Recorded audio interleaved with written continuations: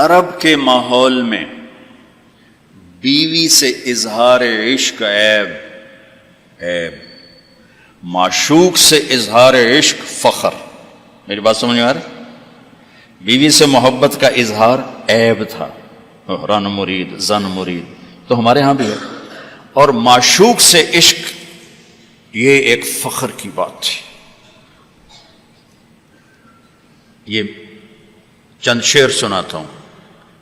هل تبکین لیلا اذا مت قبلها وقام على قبر النساء النوائح۔ لیلا کے لیے اس کا مجنون، ہم تو مجنون کہتے ہیں، اس کا نام تھا توبہ، توبۃ ابن السمہ الخفاجی، عراق کا قبیلہ تھا۔ خفاج مکے میں آباد ہے اب بھی، نام آیا نا لیلا کا۔ کما لو اصاب الموت لیلا بکیتها وجاد لها دمع من العین صافح، لیلا کا نام آیا۔ واغبط من لیلا بما لا اناله بلا كل ما قرت به العین طائح، پھر بھی لیلا کا نام آیا۔ ولو ان لیلا الاخیلیۃ سلمت علی ودونی جندل وصفائح، لیلا کا نام آیا۔ 4 اشعار ہر بیت میں لیلا لیلا لیلا لیلا، اس کی بیوی نہیں ہے، عشق ہے، اور وہ کھلم کھلا شعر کہہ رہا ہے۔ ترکت ہوا لیلا وسعدا بمعزل وعدت الى مسحوب اول منزلی، سعدا لیلا بثینا، یہ سب سچے کردار ہیں۔ اے ساڑھے ہیر رانجے دا وارث شاہ دا دماغ الٹا ہویا ہے تو اس لکھ چھڑی، یہ کوئی کردار نہیں ہے، سسی پنو لیلا ہیر رانجا یہ سب، لیکن یہ سچے نام لیلا، سعدا، بثینا، سعاد، یہ سب صحیح کہانیاں ہیں۔ تو میں لیلا کی سنا رہا ہوں، اور اس کا عاشق کھلم کھلا کہہ رہا ہے مجھے لیلا سے عشق ہے۔ اس کے باپ نے کہا تو نے مجھے رسوا کر دیا۔ حرم میں تھے، کہیں توبہ کر تو آج کے بعد لیلا کا نام نہیں لے گا۔ تو وہ شاعر بلیغ تھا، کہنے گا الہی تبت من کل المعاصی ولکن حب لیلا لا اتوب۔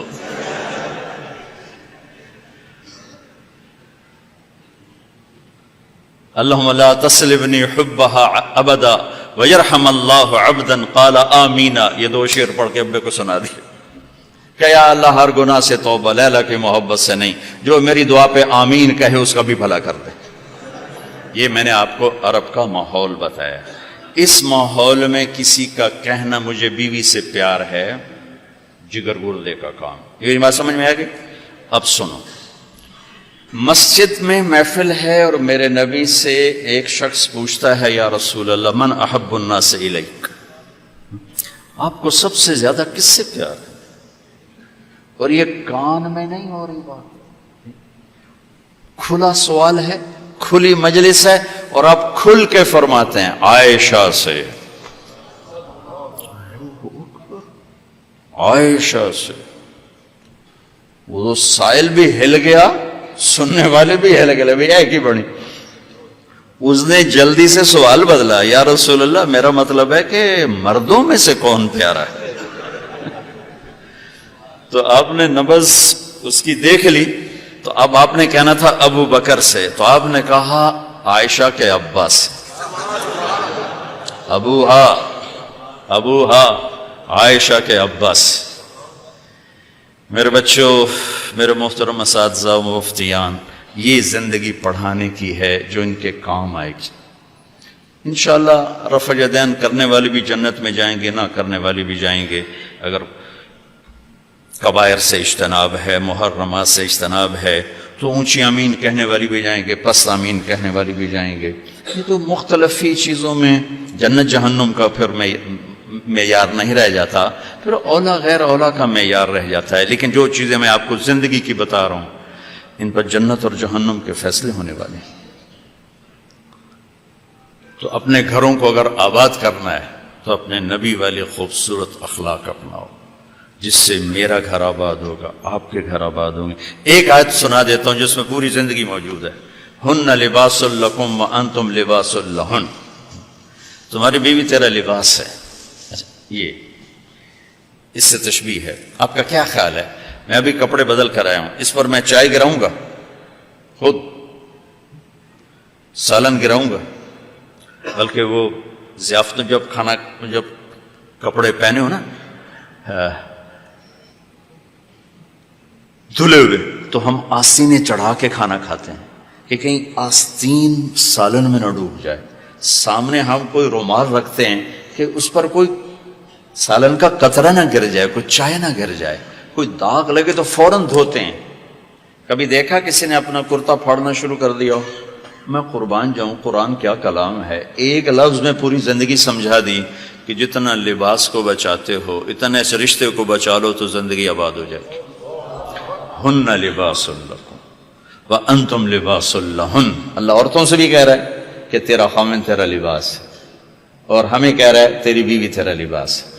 دونوں کو اللہ نے سمجھا دیا کہ جتنا لباس کی حفاظت کرتے ہو اتنا اس رشتے کی حفاظت کر لو تو گھر آباد ہو جائے. غریب کا بھی مالدار کا بھی. گھروں کی آبادی کا تعلق نہ علم سے ہے، نہ فتوے سے ہے، نہ پیسے سے ہے، نہ فقر سے ہے. گھروں کی آبادی میٹھے بول سے ہے، اچھے اخلاق سے، محبت سے، اظہار محبت سے. ڈاکٹر عبدالحی رحمۃ اللہ علیہ کی پڑھ رہا تھا میں واقعات، تو اس میں انہوں نے خود ہی اپنا ایک واقعہ ارشاد فرمایا کہ میں اپنے ایک مرید کے گھر گیا کھانا کھانے، تو کھانا بہت بڑھیا تھا. تو فرمایا کہ کس نے کھانا بنایا؟ کہا جی بیگم نے. کہا بلاؤ. بلا کر کہا بیٹی آپ نے کھانا بہت اچھا بنایا تھا، آپ کا شکر گزار ہوں. تو اس نے رونا شروع کر دی. تو ڈاکٹر صاحب رحمۃ اللہ علیہ فرمانے لگے بیٹی رونے کی کیا بات ہے؟ کہا حضرت آپ کے مرید کے پاس 30 سال ہو گئے، ایک دفعہ کبھی اس نے نہیں کہا تو نے کھانا اچھا بنایا. بھائیو حوصلہ افزائی کرو، تعریف کرو. دیکھو خوشامد حرام ہے، تعریف تو حق ہے. وہ جو آتا نا اس کے منہ میں مٹی ڈالو، اس سے مراد تعریف نہیں خوشامد. میں بڑے اشکال میں رہتا تھا کہ حوصلہ افزائی تو حق ہے، اور یہ آ رہا ہے کہ جو تعریف کرو اس کو منہ میں مٹی ڈالو. تعریف تو حوصلہ افزائی ہوتی ہے. پھر ابن ماجہ پڑھاتے ہوئے میرے سارے سوال حل ہو گئے. یا معاذ ایاک والتمادع فإنہ الذبح. معاذ خوشامد سے بچنا، یہ ذبح کر دینا ہے. یہ جہاں جہاں یہ لفظ آتا ہے تعریف کرے منہ میں مٹی ڈالو، خوشامد خوشامد خوشامد. تعریف تو میرے نبی تعریف کر رہے، اپنے صحابہ کی کتنی تعریف فرما رہے، موقع موقع پر ان کی تعریف فرما رہے ہیں. تو اپنے رشتوں میں اپنے رشتوں کو پانی لگاؤ، میٹھے بول کے ساتھ تعریف کرو. کھانا بنا دو کیا اچھا بنایا ہے، لباس پہنا کیا خوبصورت لگ رہا ہے. ماں کی تعریف کرو، باپ کی تعریف کرو، استاد کی کرو، استاد شاگرد کی کرے. اس سے حوصلہ بڑھتا ہے. خوشامد حرام ہے، تعریف میرا حق ہے، آپ کا حق ہے. میں آپ کی کوئی تحریر دیکھوں، آپ کا کوئی تقریر دیکھوں، آپ کی کوئی چیز دیکھوں تو میرے ذمہ ہے کہ میں آپ کی حوصلہ افزائی کروں. تو رشتوں کو پانی پلانے کے لیے حوصلہ افزائی، تعریف، کمیوں سے درگزر، اس سے میرے عزیزوں گھر آباد ہوتے ہیں. وہ عالم کا گھر ہو، مفتی کا گھر ہو، یا کسی ان پڑھ کا گھر ہو. گھروں کی یہ شکل و صورت 4 دن کا کھیل ہوتا ہے، پھر کشش ختم ہو جاتی ہے. لیکن حسن سلوک، حسن اخلاق ایسا حسن ہے جو ہمیشہ چڑھتے سورج کی طرح چڑھتا ہے، کبھی ڈھلتا نہیں. سورج تو نصف النہار پہ آ کے ڈھل جاتا ہے، اخلاق کا سورج موسم نہیں ڈھلتا ہے، یہ چڑھتا جاتا ہے چڑھتا جاتا ہے.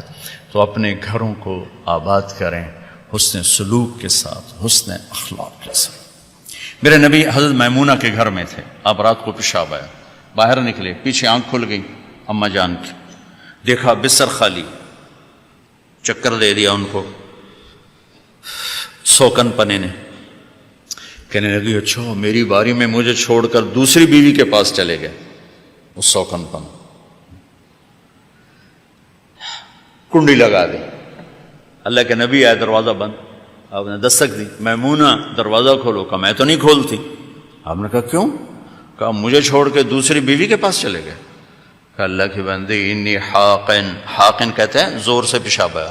کہا مجھے پیشاب آیا تھا بڑے زور کا. کہا کوئی پیشاب نہیں، مجھے پتا ہے آپ کہاں گئے ہیں. وہ حضرت عائشہ پیشاب ہو رہا تھا.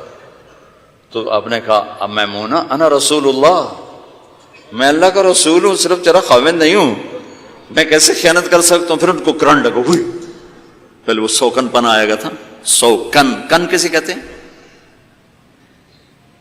لوہے کو تیز کرتے ہوئے، دھار بناتے ہوئے جو چھوٹے چھوٹے ذرات اڑتے ہیں نا، ذرات، اس کو کن کہتے ہیں۔ آنکھ میں پڑ جائے نا تو آنکھ آدمی تڑپ جاتا ہے، تو جس کی آنکھ میں 100 ذرے پڑ جائیں اس کا کیا حال ہوگا؟ یہ ہے 100 کن، 100 کن، اس سے ہے کہ آنکھوں میں 100 ذرے پڑ گئے،